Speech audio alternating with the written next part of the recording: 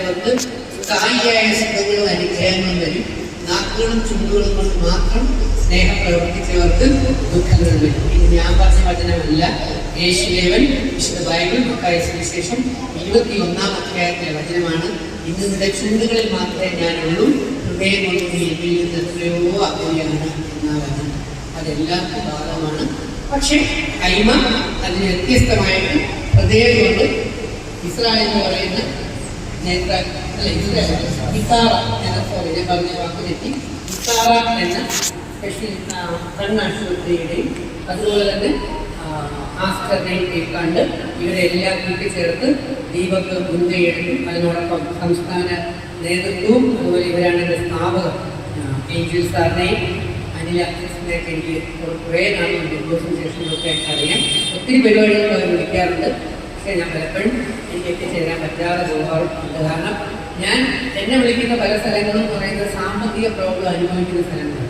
എന്നോട് ബിഗ് ബോസിൽ നിന്ന് ഇറങ്ങിയ പലരും നിങ്ങൾക്കറിയാം, ലക്ഷങ്ങളാണ് ഉദ്ഘാടനത്തിനും പരിപാടിക്കും വന്നത്.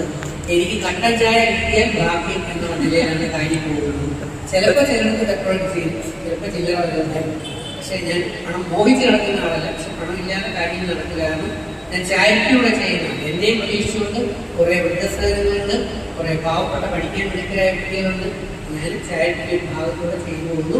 അതിന് ഡെവലപ്പ് ചെയ്യാൻ വേണ്ടിയാണ് ഞാനിപ്പോൾ സിനിമ ഇൻഡസ്ട്രിയിൽ ഇറങ്ങിയിരിക്കുന്നത്.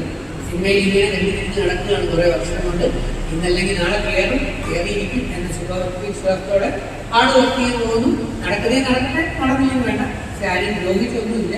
പക്ഷെ സിനിമയിൽ ചെയ്ത് എന്തെങ്കിലും നല്ല രീതിയിൽ സാമ്പത്തികം കിട്ടിയാൽ അത് പാവപ്പെട്ട അർഹരായ രോഗികൾക്കും വൃദ്ധസദനങ്ങൾക്കും വേണ്ടി തന്നെയാണ്. അങ്ങനെ കൂടുതൽ നന്മയും പുണ്യവും ചെയ്തുകൊണ്ട് നമുക്ക് ഒന്നിച്ചു ചേർന്നുകൊണ്ട് ഈ കേരളത്തെ നമ്മുടെ നാടിൽ സ്വർഗരാജ്യമാക്കി മാറ്റാൻ അതിൻ്റെ ഒരു പ്രവർത്തനമാണ് ദീപകൻ ടീമും ഇന്ന് ഈ നാട്ടിൽ ഈ സൗജന്യ രോഗ ചികിത്സാ നിർണയ ക്യാമ്പുകളെല്ലാം നടത്തുന്നത്.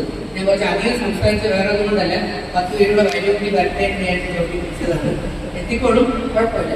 എന്തായാലും ഈ പരിപാടി ദൈവത്തിൻ്റെ നാമത്തിൽ ഔപചാരികമായി ഉദ്ഘാടനം ചെയ്തതായി അറിയിച്ചുകൊണ്ട്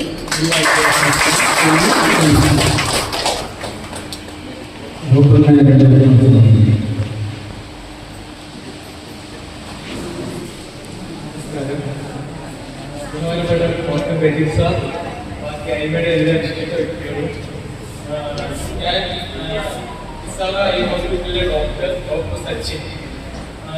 ഇത് നമുക്കറിയാം, കണ്ണെന്ന് പറയുന്നത് വളരെ പ്രധാനപ്പെട്ട ഒരു അവയവമാണ്. ഇത് പ്രായഭേദമന്യേ എല്ലാവർക്കും കണ്ണിന് വളരെയധികം ബുദ്ധിമുട്ടുകൾ അനുഭവിക്കുന്നുണ്ട്.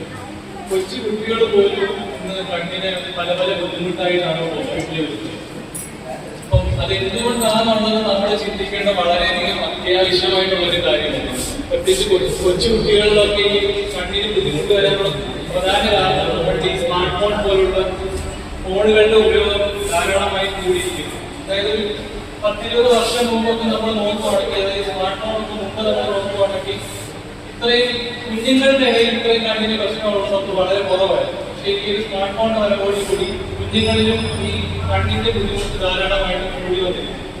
അതുപോലെ തന്നെ പ്രായമുള്ളത്, അതായത് ഒരു 50-60 വയസ്സ് ആയവർക്കൊക്കെ ഈ പ്രമേഹം അങ്ങനെയൊക്കെയുള്ള രോഗങ്ങൾ കാരണം കാഴ്ച മങ്ങലും പിന്നീടും ഇതുപോലുള്ള രോഗങ്ങളൊക്കെ ധാരാളമായിട്ട് വർദ്ധിച്ചു വന്നുകൊണ്ടിരിക്കുന്ന ഒരു സമയമാണ്.